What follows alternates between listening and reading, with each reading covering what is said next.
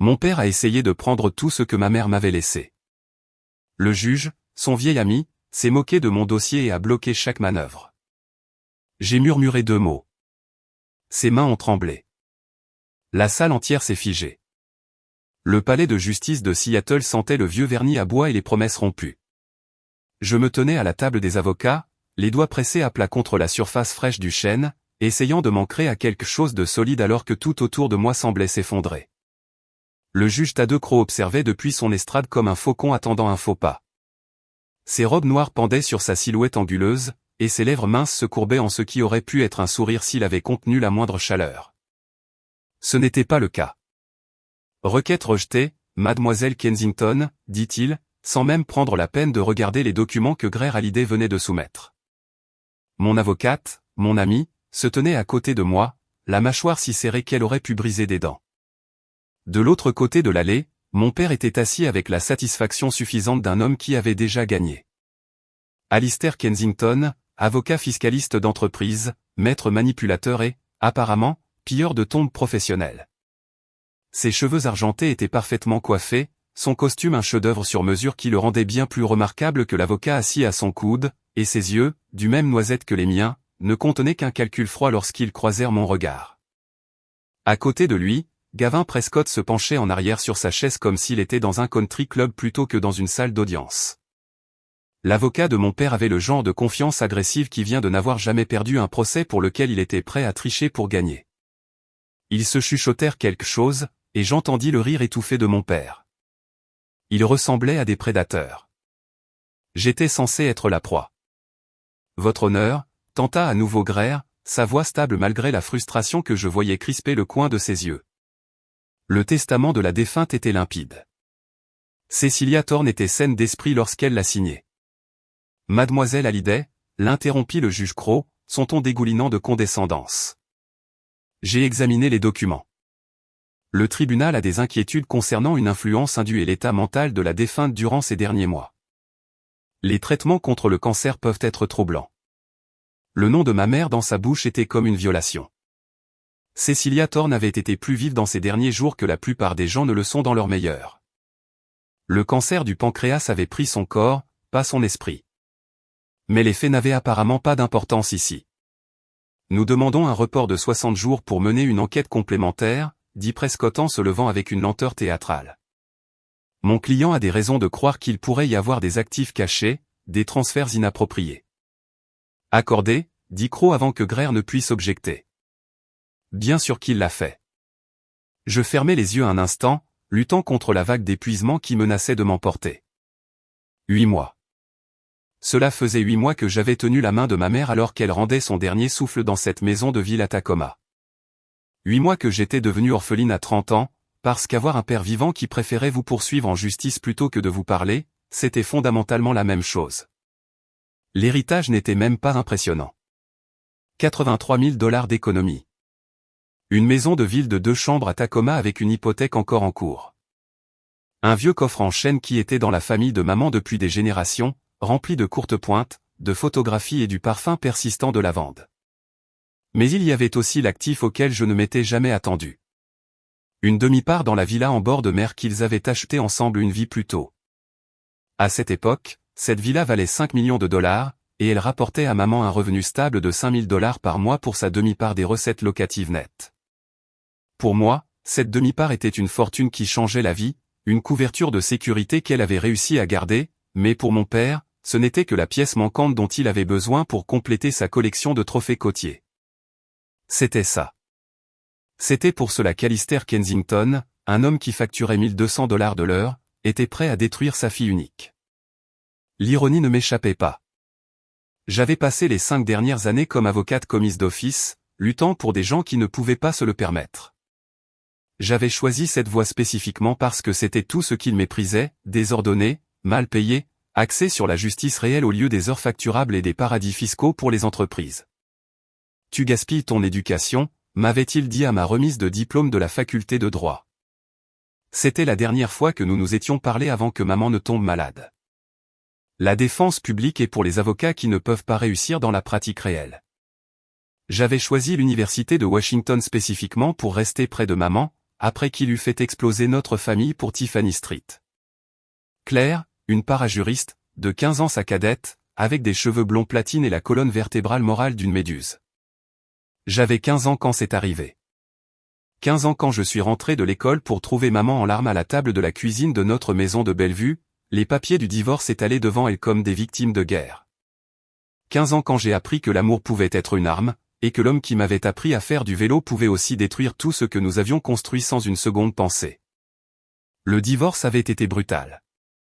Alistair avait utilisé toutes ses relations juridiques pour acculer maman. Elle était partie avec à peine de quoi survivre, tandis qu'il continuait de grimper de plus en plus haut, droit des sociétés, partenariat. Ce grand bureau d'angle en centre-ville avec vue sur Elliott Bay. Maman avait pris un poste de bibliothécaire à temps partiel. Elle avait souri à travers tout ça, me disant qu'elle était heureuse, que les livres étaient de meilleure compagnie que les avocats de toute façon. Mais j'avais vu à quel point elle avait maigri, pas encore à cause du cancer, mais à cause de la dévastation silencieuse d'être effacée par quelqu'un qui avait promis de l'aimer pour toujours. Mademoiselle Kensington? La voix du juge Crowe me ramena au présent. Avez-vous quelque chose à ajouter? Je levai les yeux vers lui, ce juge corrompu avec ses robes noires et sa partialité si flagrante qu'elle aurait dû être un motif de récusation immédiate. Puis je regardai mon père qui vérifiait déjà son téléphone comme si ce n'était qu'un autre rendez-vous fastidieux sur son calendrier. Non, votre honneur, dis-je doucement. Greer me toucha le bras alors que nous rassemblions nos papiers. Nous trouverons une solution, chuchota T.L. Ce n'est pas fini. Mais cela semblait fini, j'avais l'impression d'avoir à nouveau 15 ans, regardant mon père tout prendre pendant que je restais là, croyant encore naïvement que les règles, l'équité et la justice signifiaient réellement quelque chose. Alors que nous sortions de la salle d'audience, j'entendis la voix de mon père derrière moi. Olivia. Je m'arrêtai, me retournai. Il se tenait là dans le couloir, Prescott se dirigeant déjà vers les ascenseurs. Cela n'a pas à être difficile, dit Alistair, son ton presque doux. Presque. Ta mère n'allait pas bien, tu le savais. Accepte simplement la médiation, nous partagerons tout équitablement et nous pourrons tous les deux passer à autre chose. Équitablement, le mot était comme une gifle. Elle m'a tout laissé. Dis-je, ma voix basse et stable. Parce que tu lui avais déjà tout pris une fois, elle voulait s'assurer que tu ne pourrais pas le refaire. Quelque chose vacilla dans ses yeux. De la colère, peut-être. Ou juste de l'agacement que je ne me laisse pas faire comme maman avait été forcée de le faire. Tu es émotive, dit-il. C'est ton problème, Olivia. Tu laisses les sentiments obscurcir ton jugement. C'est pourquoi tu ne seras jamais une avocate à succès. Comme il s'éloigna avant que je puisse répondre. Ce qui était probablement une bonne chose, car ce que j'aurais voulu dire m'aurait valu une citation pour outrage à magistrat. Greer et moi descendîmes en ascenseur en silence. Lorsque nous atteignîmes le hall, elle parla enfin. C'était un désastre. Je sais. Crowe était complètement dans la poche de ton père. Chaque requête que nous avons déposée, il allait la rejeter. Chaque demande qu'ils ont faite, il allait l'accorder.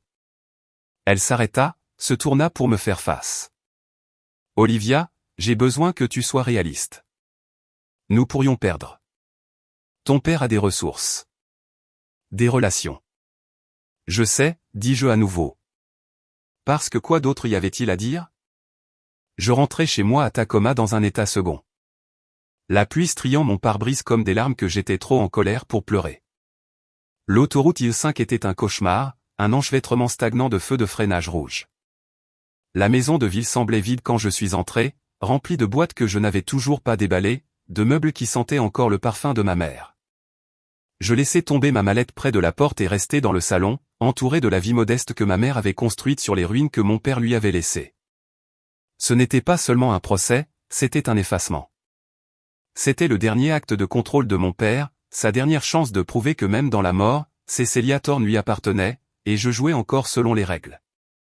Croyant toujours que si je déposais les bonnes requêtes, présentais les bonnes preuves, prononçais les bons mots, alors la justice prévaudrait. Naïve. Idiote. Faible. Tout ce que mon père avait toujours dit que j'étais. Je regardais autour de la maison de ville, l'héritage de ma mère, la seule chose qui se dressait entre sa mémoire et l'anéantissement complet, et je sentis quelque chose se fissurer dans ma poitrine. Peut-être était-il temps d'arrêter de jouer franc jeu, peut-être était-il temps d'apprendre à me battre comme mon père le faisait, je ne savais juste pas encore comment. Si vous étiez à la place d'Olivia, en deuil, écrasé par le système, continueriez-vous à jouer selon les règles même si vous perdez? Ou est-il temps de vous salir les mains et de mettre le feu au monde de votre père? Intégrité ou vengeance? Quel est votre coup?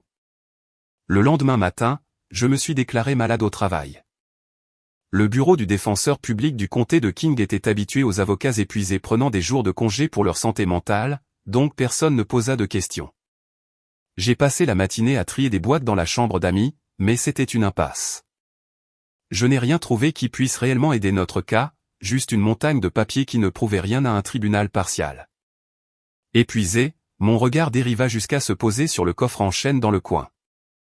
Il était contre le mur comme s'il faisait partie de l'architecture de la pièce, son bois sombre usé et lissé par des générations de mains. Maman l'avait gardé dans sa chambre aussi longtemps que je me souvienne.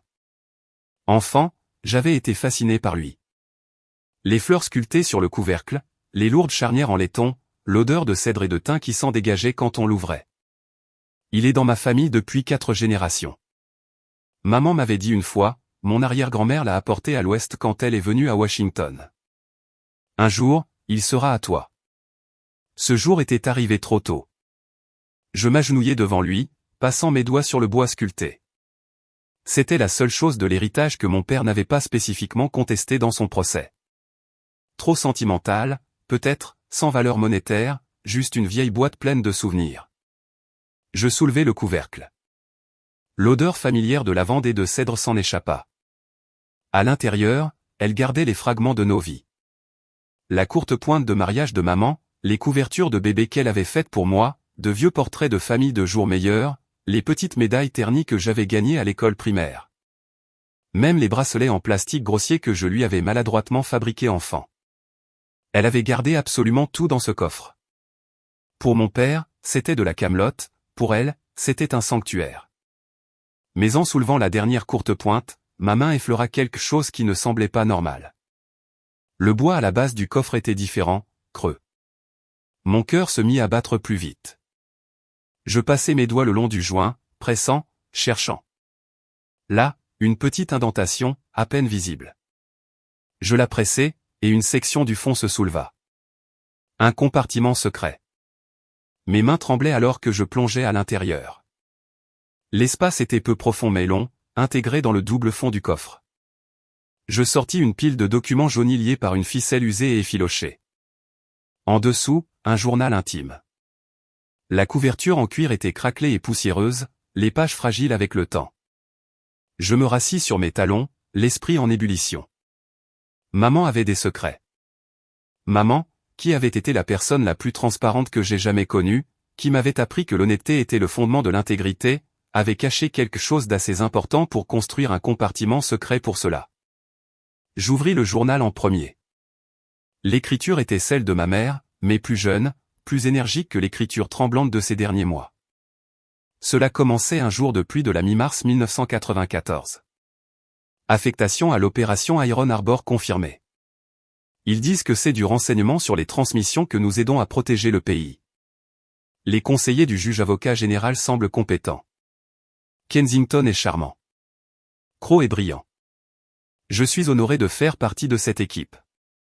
Je cessais de respirer. Opération Iron Harbor. Conseiller du juge-avocat général. Kensington et Crowe. Mon père est le juge qui me détruisait actuellement au tribunal. Je feuilletais les pages, mes mains tremblant si fort que je pouvais à peine tenir le journal. Les entrées de maman devenaient plus sombres à mesure que les saisons changeaient. Début juin de la même année, le ton avait complètement changé. Quelque chose ne va pas. Le champ de surveillance ne cesse de s'étendre. Nous ne surveillons plus seulement les menaces extérieures. Crowe insiste pour inclure des cibles domestiques, des activistes, des journalistes, quiconque pourrait compromettre la sécurité opérationnelle. Kensington le soutient. Il dit que nous devons être pragmatiques. Fin août, la réalité s'imposa. Ils utilisent les renseignements à des fins personnelles. J'ai vu les informations des rapports être partagées avec des contacts d'entreprises, des politiciens, des gens qui n'ont rien à voir avec la sécurité nationale. Crowe et Kensington ont transformé cela en leur propre mine d'informations privées. J'ai essayé de soulever des inquiétudes, mais le Major Fisk m'a fait taire. Nécessité opérationnelle, a-t-il dit. Je ne le crois plus. La mi-octobre amena le point de rupture. Marcus Webb est mort. Ils appellent ça un accident de voiture, un seul véhicule, tard dans la nuit. Mais Marcus était l'activiste des droits civiques qui était sur le point d'exposer la fraude des sous-traitants à la base. Il était sous surveillance. Notre surveillance. 3 jours avant sa mort, j'ai vu Crowe examiner son dossier, prendre des notes. Maintenant, Marcus est parti et l'enquête est close. Accident tragique. J'ai envie de vomir. Je dus arrêter de lire. Ma vision se brouillait. Mon souffle venait par courtes inspirations. Ma mère. Ma douce, gentille mère qui avait travaillé dans une bibliothèque, fait des courtes pointes et pleurait devant les publicités de Hallmark. Elle avait été spécialiste des transmissions de l'armée de l'air des États-Unis. Elle avait travaillé sur des opérations classifiées. Elle avait été témoin de corruption, de meurtre, et elle avait gardé le secret pendant plus de 25 ans. Je me tournais vers les documents sous le journal, des photocopies de rapports, lourdement expurgés, mais toujours lisibles. Des noms, des dates, des codes opérationnels et des photographies. Les photographies, 2 jeunes hommes en uniforme militaire de cérémonie se tenant avec un groupe d'officiers. L'un était clairement mon père, la même mâchoire acérée, les mêmes yeux froids, bien que ses cheveux fussent châtain foncé au lieu d'argentés. L'autre était Thad Crowe, plus jeune et plus mince, mais reconnaissable. Il riait sur la photo, les bras autour des épaules l'un de l'autre comme des frères. J'étalai les documents sur le sol, essayant de reconstituer la chronologie. Mes parents s'étaient rencontrés pendant l'opération Iron Harbor. Maman était la spécialiste des transmissions. Papa était un avocat contractuel et officier de réserve du juge-avocat général. Ils étaient tombés amoureux en commettant des actes qui mettraient fin à leurs 2 carrières s'ils étaient exposés. Quand maman avait commencé à poser des questions et menacé de rapporter ce qu'elle savait, mon père ne s'était pas contenté de ne pas être d'accord, il avait utilisé leur avenir comme un bouclier. Il lui avait promis que si seulement elle lui donnait du temps, il mettrait tout en ordre, mais l'ultimatum était clair, si elle exposait ne serait-ce qu'un fragment de la vérité, cet avenir s'éteindrait sur le champ. La dernière entrée, écrite en novembre 1994, était la plus dévastatrice. Je quitte le service. Je ne peux plus faire partie de ça. Alistair dit que je suis dramatique, que je dois comprendre comment fonctionne le monde réel. Il dit que si je parle, je détruirai nos 2 carrières. Et pourquoi? Marcus Webb est déjà mort. Rien ne le ramènera. Le code de vérification pour tout ce que nous avons fait est Amber Horizon. Alistair et Crowe le savent, tout comme Fisk. S'il m'arrive quelque chose, si quelqu'un a un jour besoin de preuves, c'est la clé pour tout déverrouiller. Je suis enceinte, je l'ai découvert hier. Je vais épouser Alistair et élever notre enfant loin de tout ça. Peut-être que je suis une lâche, peut-être que j'essaie juste de protéger la vie qui grandit en moi, mais je ne peux pas les combattre. Ils sont trop puissants, et j'ai trop peur. J'étais cet enfant, la raison pour laquelle ma mère était restée silencieuse, la raison pour laquelle elle avait épousé un homme qui avait aidé à couvrir un meurtre. Leur départ du service n'était pas une retraite, c'était une reconstruction chirurgicale du passé. Tandis qu'Alistair utilisait son autorité du juge-avocat général pour enterrer l'affaire Marcus Webb sous des montagnes de paperasse et de classifications top secrètes, ma mère était le fantôme dans la machine, effaçant discrètement les empreintes numériques des journaux de transmission. Ils ont quitté cette base avec des états de service honorables en main, le ticket d'or dont Alistair avait besoin pour entrer dans les cabinets d'avocats de premier plan de Seattle sans jamais craindre une vérification de ses antécédents. Ils se sont fabriqués des citoyens modèles en incinérant la vérité, laissant derrière eux un homme mort et une opération fantôme appelée Iron Harbor dont le monde n'aurait jamais connu l'existence, sans ce coffre en chaîne. J'étais assise sur le sol de la chambre d'amis, entourée des preuves des crimes passés de mes parents, et je sentis les derniers morceaux de ma vision naïve du monde voler en éclats. Le juge Thad Crowe n'avait pas été assigné à mon cas par hasard. Mon père l'avait arrangé, son ancien collègue, son complice, sa police d'assurance. Il s'en était sorti avec la corruption et le meurtre pendant 3 décennies, et maintenant ils travaillaient à nouveau ensemble pour voler l'héritage de ma mère. La trahison était bien plus profonde que je ne l'avais imaginé. Maman avait gardé ses secrets pour me protéger. Elle était restée silencieuse, endurant un mariage où l'amour ne coulait que dans une seule direction, laissant mon père la piétiner parce que parler m'aurait détruite aussi. Elle avait versé son cœur dans un vide, sacrifiant son intégrité pour protéger l'enfant né de cette dévotion creuse, la fille de criminels, l'enfant né d'une union forgée dans la dissimulation et les mensonges. Mais elle m'avait laissé les preuves, les avait cachées dans le coffre en chêne qu'elle savait me revenir, m'avait laissé le code de vérification, la clé de tout, Amber Horizon. La confusion et le chagrin qui m'avaient accablé depuis la mort de maman se cristallisèrent en autre chose, quelque chose de froid, de tranchant et de concentré, la fureur. Je sortis mon téléphone et appelai Grère. Elle répondit à la deuxième sonnerie. « Olivia, ça va ?» « J'ai trouvé quelque chose, dis-je, ma voix stable malgré la rage qui brûlait dans ma poitrine, un levier. Je ne peux pas tout expliquer encore, mais j'ai besoin que tu me fasses confiance. Quel genre de levier ?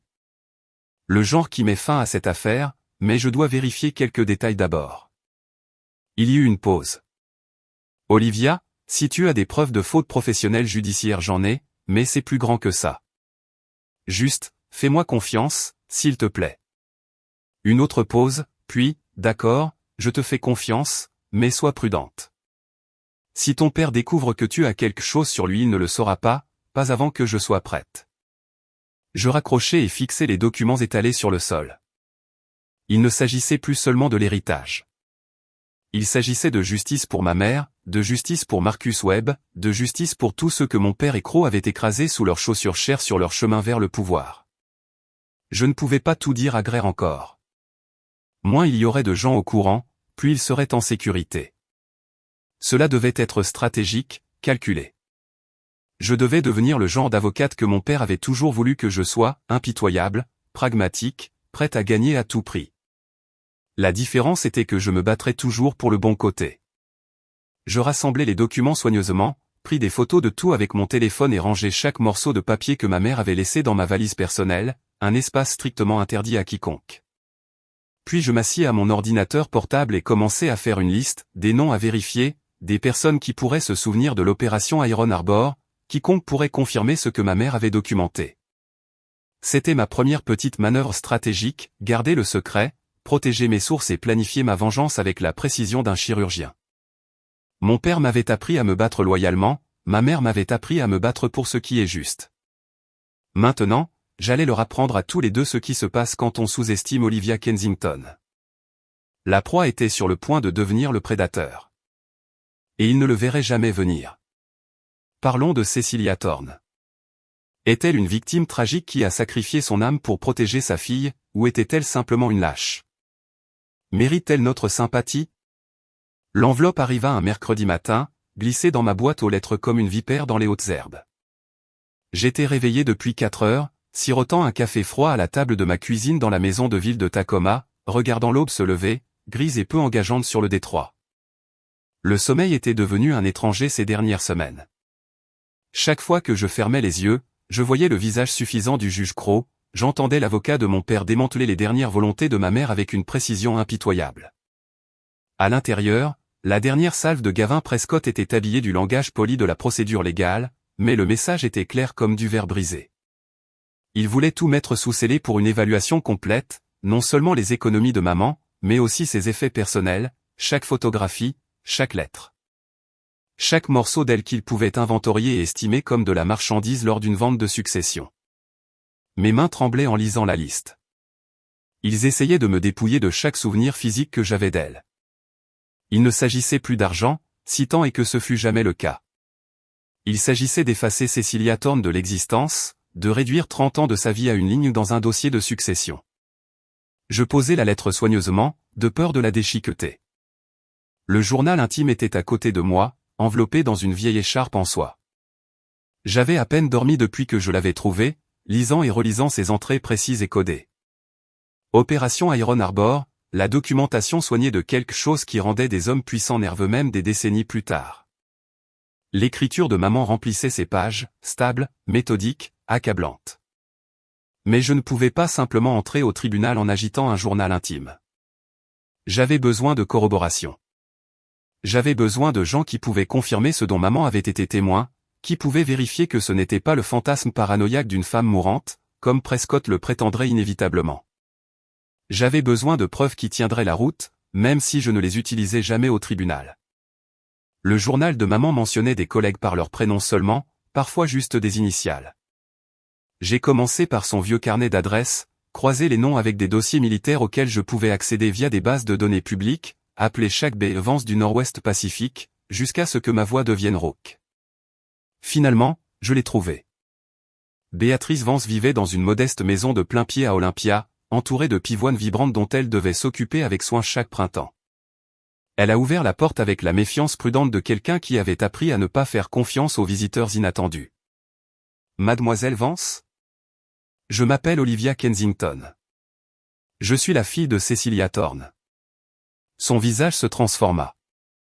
La méfiance fondit pour laisser place à quelque chose de plus doux, de plus triste. Oh ma chérie, j'ai entendu pour Cecilia. Je suis tellement désolé. Sa voix se cassa, elle était l'une des bonnes. Autour d'un thé dans sa cuisine baignée de soleil, Béatrice confirma ce que le journal n'avait que suggéré. Oui, elle avait travaillé aux transmissions avec maman à la fin des années 90. Oui, il y avait eu une opération, classifiée, sensible, le genre qui faisait des carrières pour certains et en détruisait d'autres. Et oui, il y avait des hommes qui avaient tordu les règles, qui avaient traité les ressources militaires comme des terrains de jeu personnels. Votre mère tenait des registres, dit Béatrice doucement, en remuant du miel dans sa tasse. Pas parce qu'elle voulait faire du mal à quelqu'un, mais parce qu'elle croyait en la responsabilité, en faisant les choses correctement. Elle leva les yeux vers moi, son regard féroce. Alistair Kensington est à deux crocs. Il se croyait intouchable, peut-être le croit-il encore. Pouvez-vous en témoigner ? Elle hésita. Si je le devais absolument, oui. Mais Olivia, ces hommes ont la mémoire longue et le bras encore plus long. Tu dois être très, très prudente. Je suis parti avec son numéro de téléphone programmé dans mon portable et une piste sur le deuxième nom, le colonel Harrison Fisk.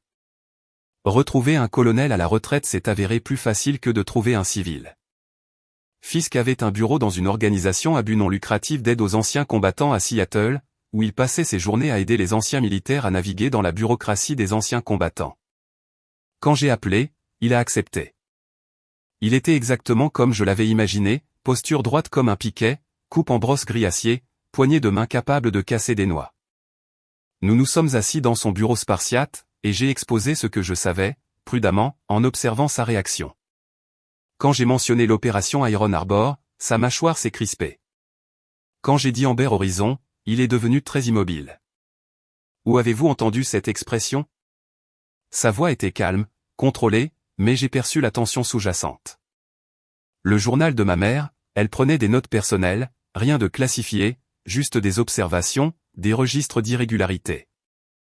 Fisk se pencha en arrière sur sa chaise, m'étudiant avec l'intensité de quelqu'un habitué à évaluer les menaces et les atouts. Amber Horizon est un code de vérification. Il était lié aux journaux de communication cryptés pour Iron Harbor. Votre mère ne connaîtrait cette phrase que si elle avait eu accès à ces systèmes. Il fit une pause. Les journaux officiels sont toujours scellés dans les archives gouvernementales, classifiés, et le seront pour encore 20 ans, au minimum. Mon cœur battait la chamade, mais les notes personnelles de maman n'étaient pas classifiées. Elle était assez intelligente pour garder sa documentation séparée.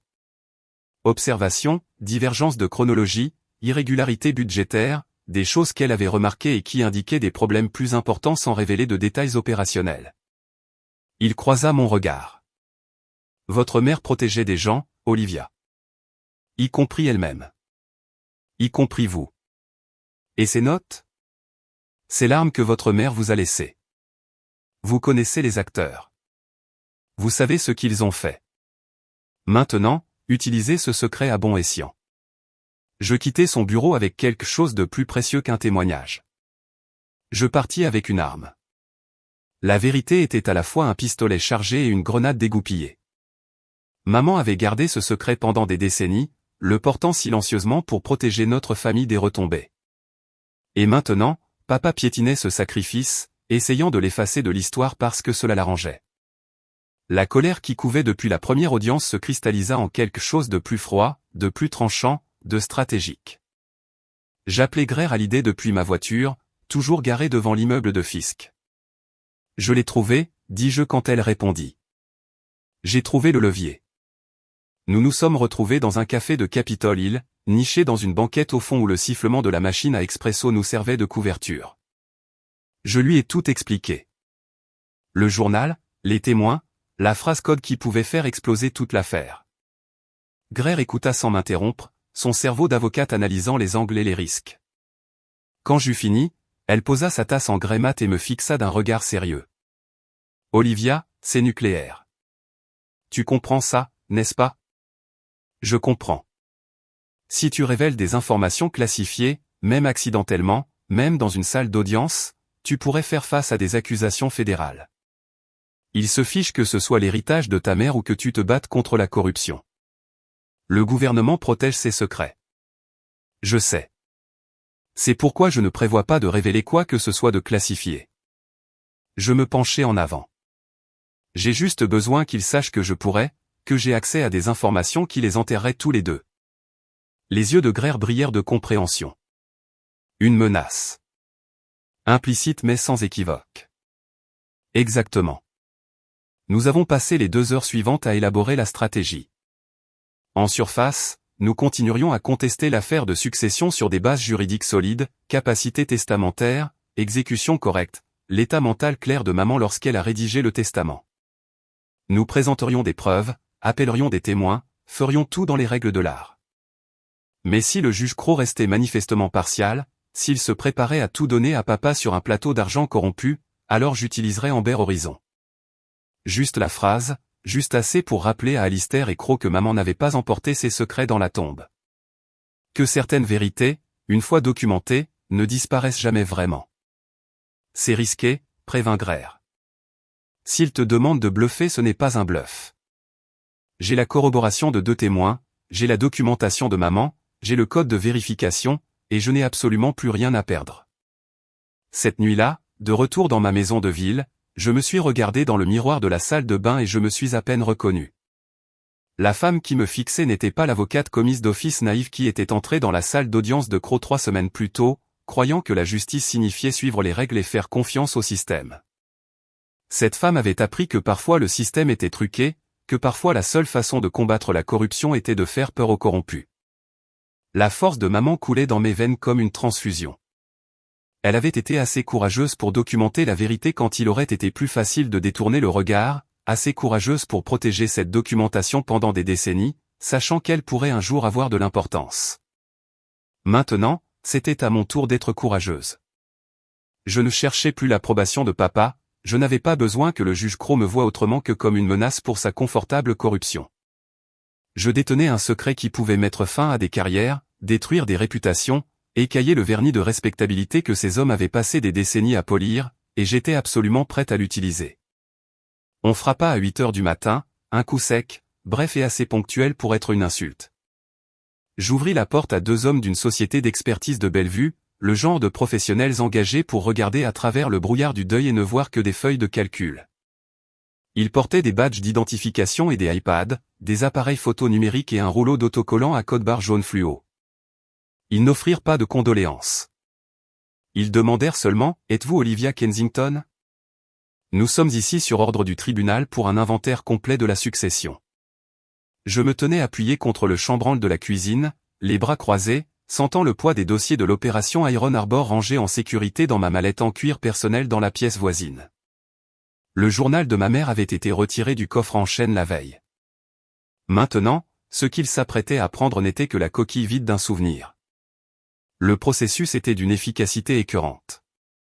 Ils se déplaçaient dans la maison de ville de Tacoma comme des fantômes programmés. Chaque objet que ma mère avait un jour chéri reçut un contact froid et une étiquette. Lot numéro 204. 3 boîtes de livres de poche d'hiver. Valeur estimée, $40. Lot numéro 205. Collection de foulards en soie. Valeur estimée, $150. Lot numéro 209. Un coffre en chêne, sculpté à la main de motifs floraux, charnière en laiton rouillé. Quand ils soulevèrent le coffre, je retins mon souffle un instant. Il était vide, mais le grincement du bois alors qu'il était tiré de sa place me serra quand même la poitrine. Ils collèrent une bande de ruban adhésif rouge sur le couvercle. Propriété de la succession, en attente d'évaluation. Ils ne sentirent pas la lavande. Ils ne virent pas les décennies qu'elle passa assise à côté, à recoudre les morceaux brisés de nos vies. Ils ne virent qu'un meuble qui devait être déplacé dans un entrepôt climatisé. Nous transportons ces articles à l'installation centrale pour une évaluation détaillée à la demande de Monsieur Prescott. Dit l'expert en chef, ses yeux ne quittant jamais son écran. Vous êtes autorisé à rester sur les lieux, mais aucun article actuellement sous scellé ne doit être dérangé ou retiré jusqu'à nouvel ordre du tribunal. Je regardais la camionnette blanche banalisée s'éloigner du trottoir, emportant les derniers fragments physiques de l'existence de ma mère. La maison semblait maintenant caverneuse, marquée seulement par les contours de poussière rectangulaire où se trouvait son héritage. Prescott pensait m'avoir désarmé. Il pensait qu'en mettant ses souvenirs sous scellé, il avait réussi à verrouiller le passé. Il ne savait pas que la seule chose capable d'incinérer sa carrière, et celle de mon père avec, se trouvait juste à mes pieds, cachée dans la mallette d'une avocate commise d'office qui ne croyait plus au franc jeu. Est-ce qu'Olivia joue la carte Amber Horizon maintenant juste pour virer ces types, ou est-ce qu'elle prend sur elle et attend pour porter le coup de grâce? Êtes-vous équipe vengeance instantanée ou équipe jeu à long terme? Le palais de justice semblait différent le matin de la reprise de l'audience. C'était peut-être juste ma perception, mais même les colonnes de marbre semblaient se pencher avec anticipation, attendant de voir comment cette tragédie se terminerait. Je m'habillais avec soin, tailleur anthracite, bijoux minimalistes, cheveux tirés en un chignon sévère, le costume d'une femme qui avait déjà perdu, et le savait. Greer me rejoignit sur les marches, son expression délibérément neutre. « Prête ?» demanda-t-elle doucement. « Je suis née prête pour ça. » Nous entrâmes dans la salle d'audience 6 à 9 heures précises. Papa était déjà assis à la table du demandeur avec Gavin Prescott, qui ressemblait à un requin ayant senti le sang dans l'eau. Ils nous regardèrent tous les deux traverser la pièce avec une satisfaction à peine dissimulée. Le juge Tadeu Cros entra en trombe à 9h15, sa robe noire flottant de façon spectaculaire. Il s'installa derrière le banc comme un roi prenant son trône, complètement confiant en son autorité. « Procédons », annonça-t-il. « Monsieur Prescott, vous pouvez continuer. » Ce qui suivit fut une leçon magistrale de diffamation. Prescott attaqua la capacité mentale de maman avec la ferveur d'un homme qui se croyait déjà vainqueur. Il présenta des dossiers médicaux qui décrivaient ces derniers mois, les analgésiques, l'épuisement, les moments de confusion que toute personne mourante pourrait connaître. Il tordit chaque instance de fragilité humaine en preuve d'incompétence. « Mesdames et messieurs. » entonna Prescott, bien qu'il n'y eût pas de jury, juste les oreilles partiales de Cros. Nous devons nous demander, Cecilia Thorne était-elle vraiment saine d'esprit lorsqu'elle a rédigé ce testament? Où était-elle, tragiquement, compromise par sa maladie, manipulée par une fille cherchant à profiter de l'état vulnérable de sa mère? L'insinuation fit bouillir mon sang, que j'avais d'une manière ou d'une autre contre un maman, profiter de sa faiblesse. C'était obscène, insultant pour tout ce que maman avait été. Je restais parfaitement immobile, les mains serrées sous la table où personne ne pouvait les voir trembler. Je laissais mes épaules se courber légèrement vers l'intérieur, laissais mes yeux tomber sur les papiers devant moi. Chaque centimètre de mon langage corporel criait la défaite. Greer se leva pour objecter, pour présenter nos contre-preuves, témoignages des médecins de maman confirmant sa clarté mentale, déclaration de l'avocat qui avait rédigé le testament. Des dossiers montrant qu'elle avait pris des décisions financières similaires avec une compétence parfaite jusqu'à sa dernière semaine. Le juge Cros l'interrompit toutes les 3 phrases. « Maître, nous avons entendu assez d'avis médicaux. Passez à autre chose. Votre honneur, ce témoignage est directement pertinent. Je déciderai de ce qui est pertinent, mademoiselle Hallyday. Continuez ou asseyez-vous. » Je regardais la scène se dérouler comme une pièce que j'avais déjà vue, sachant comment le script se terminerait. Cros rejeta chaque preuve que nous présentions. Il maintint les objections de Prescott avant même que Greer ait fini de parler. Il vérifia sa montre à plusieurs reprises, signalant son ennui face à tout ce qui pourrait soutenir les volontés de maman. Papa croisa mon regard de l'autre côté de l'allée. Son expression était un pur triomphe, le regard d'un homme qui avait toujours su qu'il ne pouvait pas perdre. Ses yeux semblaient dire, « Tu vois ma chérie, je te l'avais dit, tu ne pourrais jamais me battre, tu ne le pourras jamais. » Je soutins son regard pendant 3 secondes, puis détournai les yeux. Laissez-le voir la soumission, laissez-le goûter à la victoire. C'était le piège, l'appât. J'avais besoin qu'ils croient tous les deux, papa et Croc, qu'ils avaient absolument gagné. J'avais besoin qu'ils soient si confiants dans leur corruption qu'ils baisseraient complètement leur garde. C'est seulement alors que le marteau tomberait avec un impact maximal. Sous la table, mon index tapotait ma cuisse à un rythme régulier. 4 temps, pause, 4 temps, pause. La technique de relaxation que j'avais apprise en faculté de droit pour gérer le stress au tribunal. Mais maintenant, cela signifiait quelque chose de différent. Je ne paniquais pas. Je comptais à rebours. Greer me jeta un coup d'œil, remarqua le petit mouvement et comprit. Elle changea de tactique, adoucissant ses arguments, laissant Prescott marquer des points, jouant le jeu. Vers 11h30, il commença à rassembler ses papiers avec les mouvements délibérés d'un homme se préparant à rendre un verdict.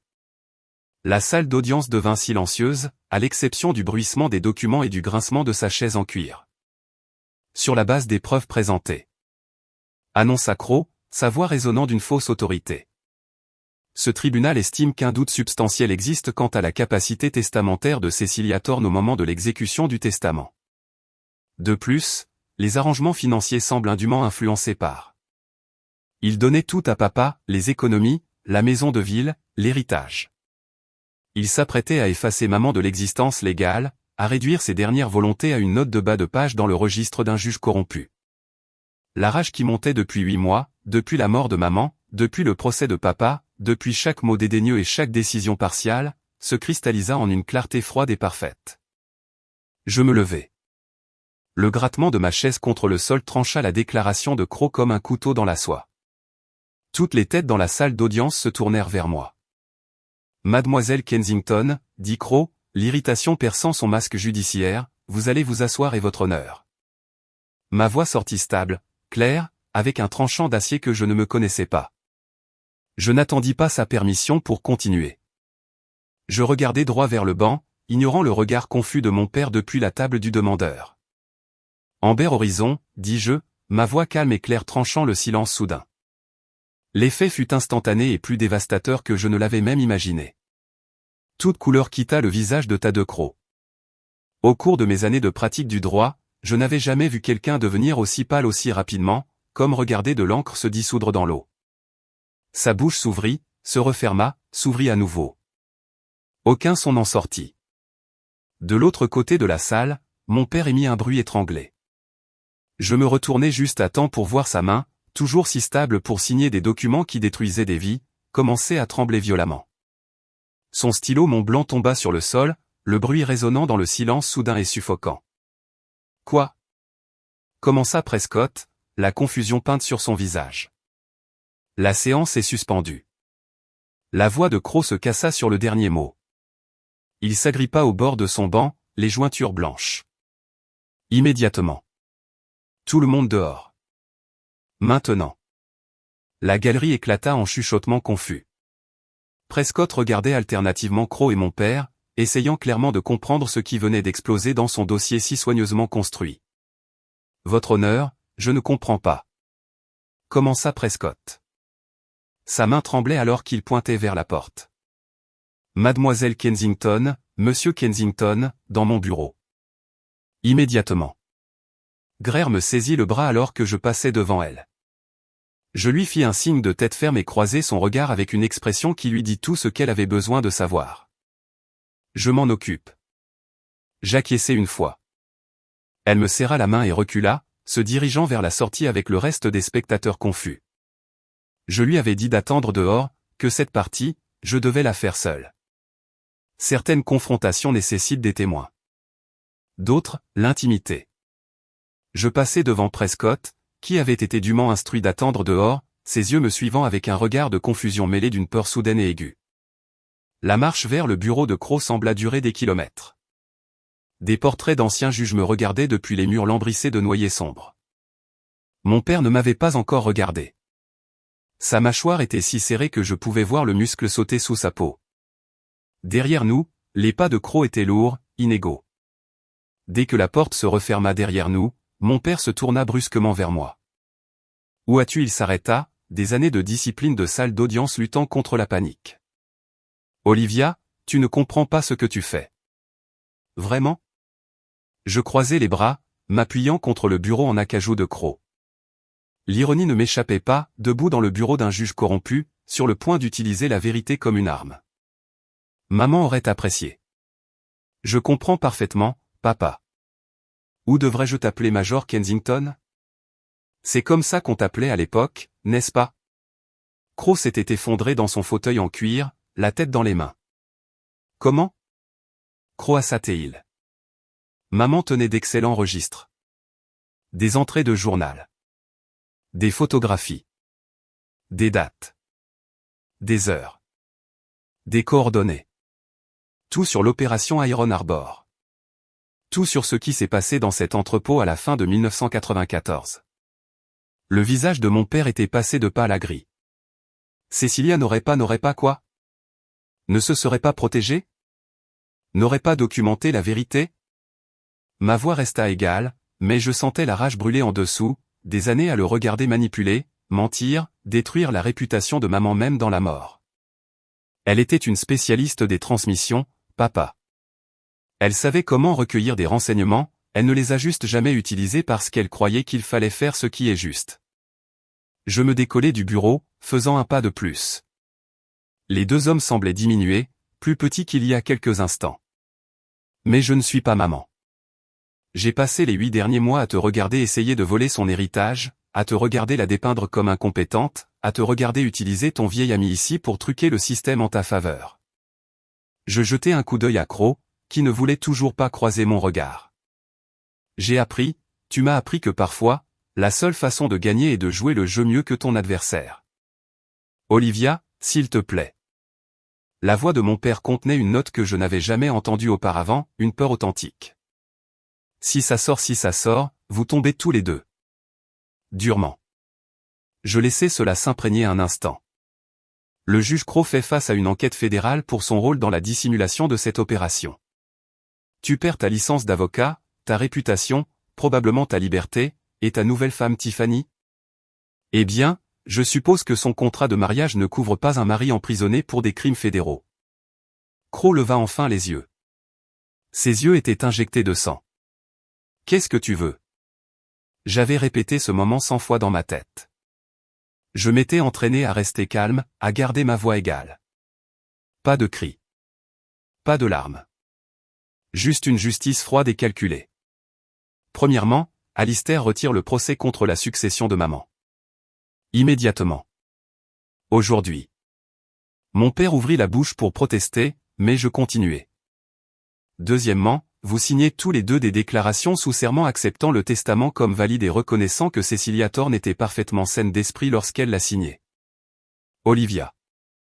Je n'ai pas fini. Je levai 3 doigts. Troisièmement, juge Croc, vous vous récusez volontairement de cette affaire. Vous citez une relation personnelle non divulguée auparavant avec l'une des parties. L'affaire est transférée à un autre juge, quelqu'un qui n'est pas sur la liste de paix de mon père. Le visage de Croc devint rouge, mais il ne dit rien. Et quatrièmement, je fis une pause, savourant ce moment. Vous présentez des excuses publiques, tous les deux, pour avoir mis en doute la capacité mentale de maman. Pour avoir traîné son nom dans la boue. Pour avoir utilisé les tribunaux comme votre terrain de jeu personnel. Le silence s'étira. Mon père fut le premier à parler. Et si nous faisons ça? Si nous acceptons tout? Alors ce qui s'est passé à Iron Harbor reste enterré. Je le regardai droit dans les yeux. Les dossiers restent cachés. Votre secret reste en sécurité. Vous pourrez continuer à prétendre que vous êtes un citoyen respectable, au lieu de quelqu'un qui a aidé à couvrir un accident qui n'en était pas vraiment un. Je le regardais absorber cela, la confirmation que je savais. Que je comprenais exactement ce qu'ils avaient fait. Ce qu'ils avaient caché. Quel corps était enterré dans quel placard? Tu ferais vraiment ça? Demanda Croc, sa voix à peine plus forte qu'un murmure. Utiliser des informations classifiées, extorquer des fonctionnaires fédéraux. Je n'extorque personne, votre honneur. Le titre avait un goût de cendre dans ma bouche. Je vous offre un choix. Faites ce qui est juste maintenant, ou laissez la vérité éclater devant un tribunal fédéral. C'est à vous de décider. Mon père regarda Croc. Quelque chose passa entre eux, une reconnaissance muette de la défaite. Après 30 ans à exercer le pouvoir, à manipuler les systèmes, à écraser quiconque se dressait sur leur chemin, ils avaient été mis en échec et mat par une avocate commise d'office de 30 ans avec le journal de sa mère. D'accord, dit finalement mon père. Le mot sortit étranglé. Nous le ferons. Tout. Aujourd'hui. Insistai-je. L'avis de désistement volontaire doit être déposé avant la fermeture de ce palais de justice. La récusation doit être soumise demain matin. Les déclarations sous serment doivent être notariées d'ici la fin de la journée de vendredi. Croc hocha la tête lentement, mécaniquement. Et les excuses? Déclaration écrite au Seattle Times. Vous appellerez ça un malentendu et ferez l'éloge de l'héritage de maman. Rendez-le convaincant. Je me tournai vers la porte, puis fis une pause. Il y avait une dernière chose que je devais dire, pas pour eux, mais pour moi. Pour maman. Vous savez quelle est la partie la plus triste? Je regardai mon père. Maman t'aimait, même quand tu l'as trahi pour Tiffany. Même pendant ce divorce brutal où tu l'as dépouillé de presque tout ce que vous aviez construit ensemble, elle a juste enduré.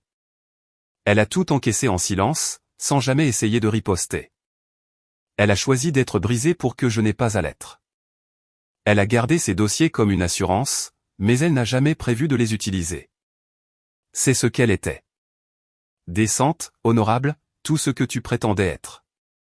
Sa mâchoire travaillait, mais aucun mot ne sortit. Je ne suis pas elle.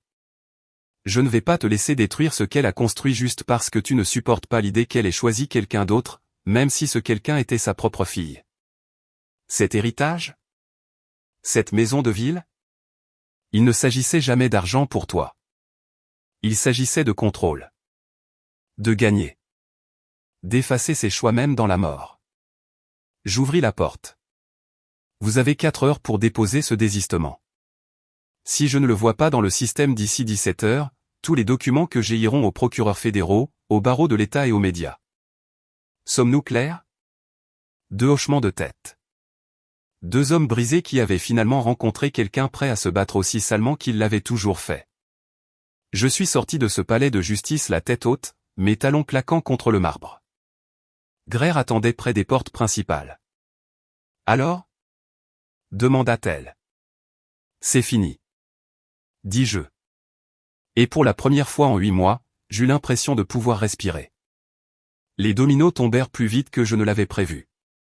À la fermeture du palais de justice cet après-midi-là, l'avis de désistement volontaire était apparu dans le système.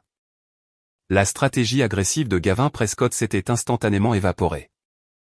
Le lendemain matin, la récusation du juge Croc était officielle, citant des relations personnelles non divulguées auparavant. L'affaire fut transférée à la juge Constance Winthrop, une femme connue pour sa politique de tolérance zéro envers les absurdités juridiques.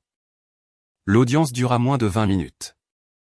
Mademoiselle Hallyday, dit la juge Winthrop en fermant le dossier d'un claquement décisif. Ce testament a été correctement exécuté et est cohérent. Je ne vois aucune raison de contester sa validité. L'homologation est accordée immédiatement. Et voilà, c'était fait.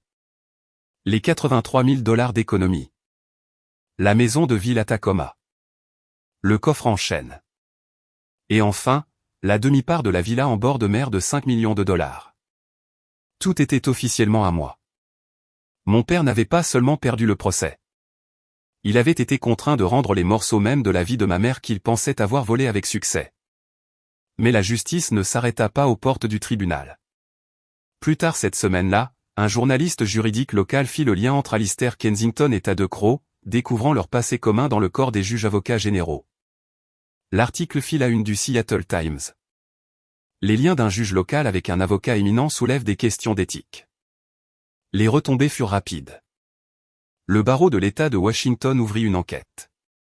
3 grands clients d'entreprise abandonnèrent publiquement le cabinet de mon père, faisant s'effondrer la réputation qu'il avait mis toute une vie à construire comme un château de sable à marée haute.